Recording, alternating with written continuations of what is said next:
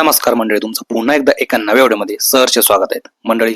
काल राज्यातील जवळजवळ 29 महानगरपालिकांचे निकाल हे समोर आलेले आहेत आणि त्यात 25 महानगरपालिकेमध्ये महायुती सत्ता देखील आलेली आहेत. आणि अख्ख्या देशाचं ज्या ठिकाणी ज्या महानगरपालिकेवर लक्ष होतं ती महानगरपालिका म्हणजे मुंबई महानगरपालिका.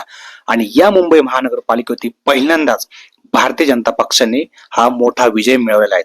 म्हणजे जवळजवळ भारतीय जनता पक्ष, शिवसेना, एकनाथ शिंदे गट व आरपीआय यांनी मिळून जवळजवळ 125 पेक्षा जास्त जागांवरती विजय मिळवला आहे. त्यामुळे ठाकरे बंधूंना म्हणजेच उद्धव ठाकरे व राज ठाकरे बंधूंना हा मोठा धक्का असल्याचं मानलं जात आहे. त्यामुळे आता मुंबईचा महापौर हा महायुतीचा होणार हे जवळजवळ निश्चित झालेलं आहे. आणि या सगळ्या विजयाचं श्रेय मुख्यमंत्री देवेंद्र फडणवीस व भाजपच्या सर्व लोकांनी, नेत्यांनी हे भाजपच्या सर्व कार्यकर्त्यांना जनतेला दिलेलं आहे. म्हणजे जवळजवळ 25 महानगरपालिकांमध्ये ज्या 4 महानगरपालिका आहेत तेथे देखील भाजप हा 2 नंबरचा पक्ष ठरलेला आहे. छत्रपती संभाजीनगरमध्ये देखील भाजपने चांगली बाजी मारलेली आहे. नाशिक महानगरपालिकेमध्ये देखील भाजपने चांगले सीट आपले निवडून आणले आहेत.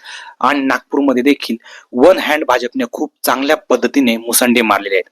मात्र या सगळ्यांमध्ये AIMIM या पक्षाने देखील एक सुरुवात चांगली केलेली आहे व या पक्षाने देखील राज्यामध्ये जवळजवळ 60 पेक्षा जास्त नगरसेवक हे निवडून आणलेले आहेत. म्हणजे चांगली मुसंडी या पक्षाने देखील मारलेल्या आहेत. मात्र सगळ्यात मोठा जो फटका बसला तो बसला उद्धव बाळासाहेब ठाकरे उभाटा गटाला.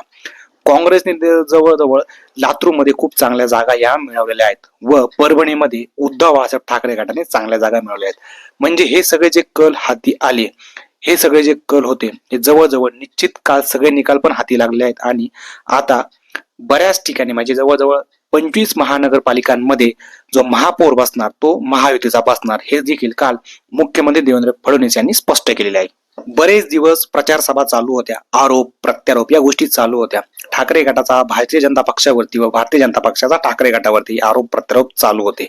मात्र 16 तारखेला काल जो निकाल लागला त्यानंतर आता या सगळ्या गोष्टी थांबलेल्या आहेत. आता येणाऱ्या काळामध्ये येणाऱ्या जो काळ आहे त्यात मुंबईचा विकास, राज्याचा विकास या गोष्टी जनतेला अपेक्षित आहेत.